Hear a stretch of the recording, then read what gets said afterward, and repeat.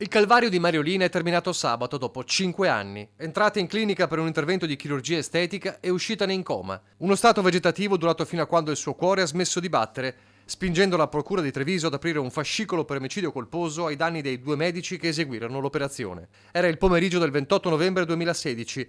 Mariolina Vargiu, 65 anni, origini sarde, residente a Cessalto, aveva varcato tranquilla la soglia della clinica estetica di Spresiano. Un intervento in day surgery senza rischi, c'era andata da sola.